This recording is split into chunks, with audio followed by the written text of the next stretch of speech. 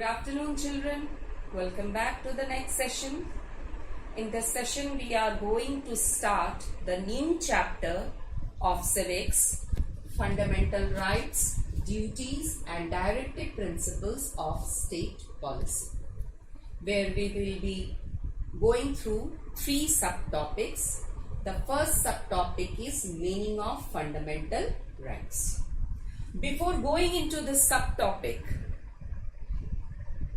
I just want to recall the condition of the people during the British rule and why we included all these things in our constitution after independence. Briefly, I am going to discuss it. Before independence, our Indians were not getting any privileges, no rights. Rather, exploitation was taking at mass scale. No liberty of thought, expression, belief, faith.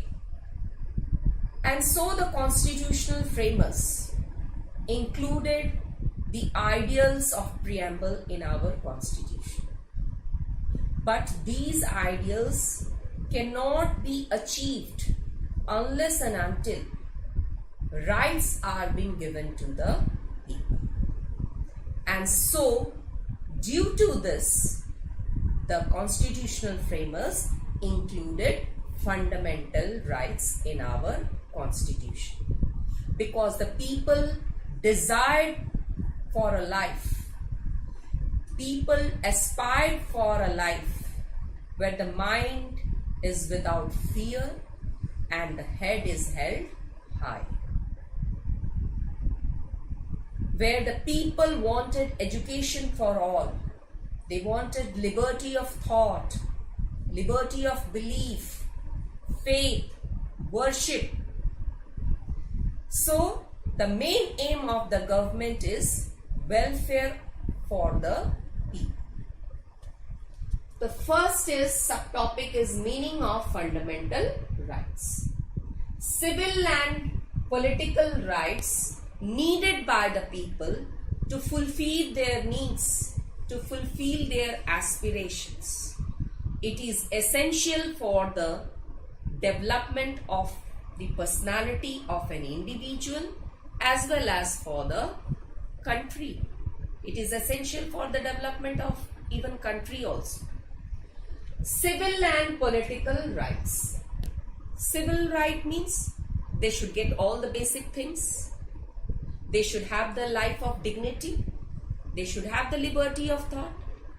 Political rights, they should have the power to choose their representatives who will indirectly form the government and work for the behalf of the people. They should have the right to vote. They can even contest elections.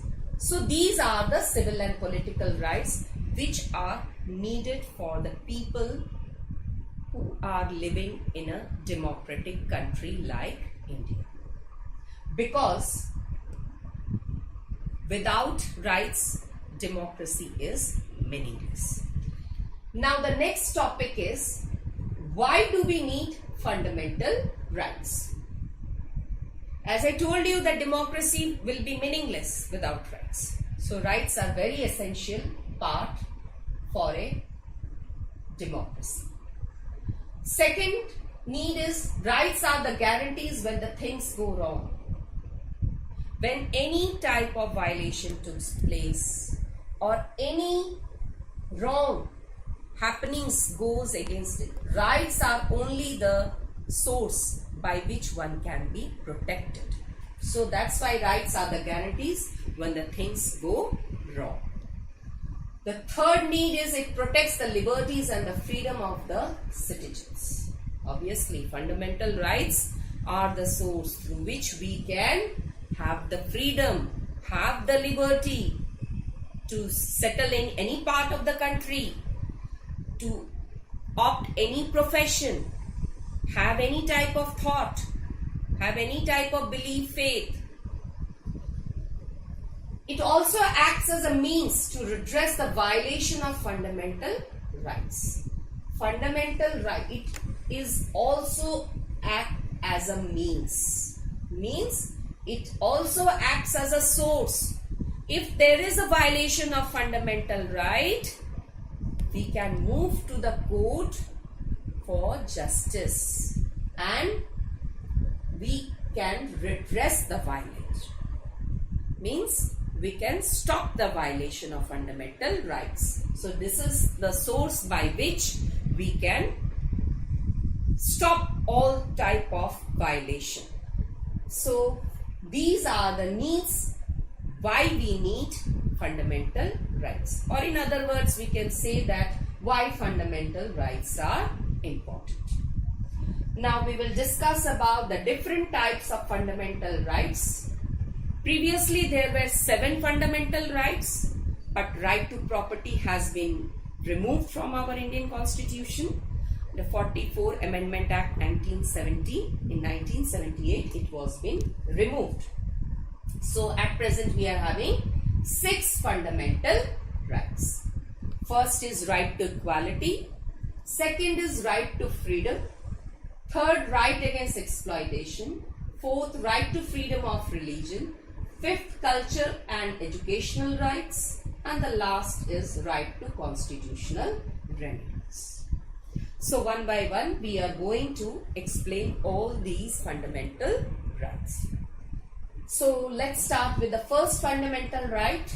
The first is right to equality, which deals with Article 14 to 18. The first is right to equality.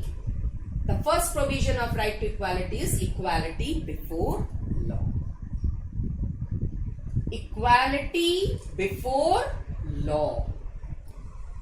It means that state shall not deny to any person equality before law. Means everyone is equal in the eyes of law. No one will be discriminated. Article 15 states that prohibition of discrimination on any grounds, which means that no one will be discriminated on the grounds of caste, color, creed, sex, religion, etc. That means if any type of discrimination takes place, it should be strictly prohibited. It should be strictly stopped.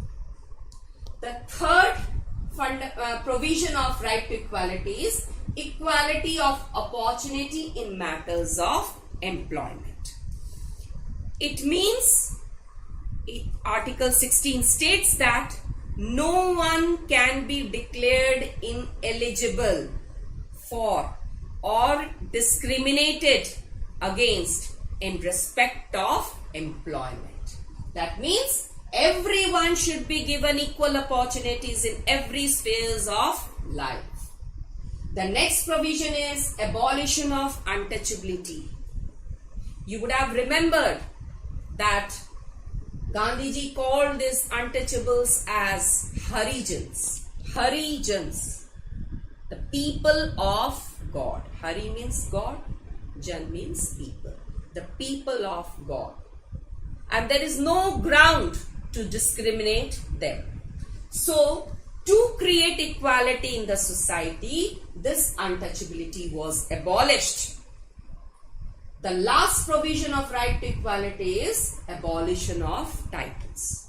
Again with the main motive to create equality in the society, these titles which were given to them, some people like Sher Khan, Khan Bahadur, these titles were abolished to create equality in the society. No one should be above anyone, with the thought that I am the superior one, the other one will be inferior. No. So that's why with this motive, this title was also been abolished. So these are all the 5 provisions of right to equality, and it deals with Article 14 to 18 of the Indian Constitution. So I stop here. In my next session, we will continue with this fundamental rights. So children, it's my request that please go through the video carefully, understand it, and if you have any queries, You can post your question in WhatsApp group. Stay at home, stay healthy, stay safe. Thank you.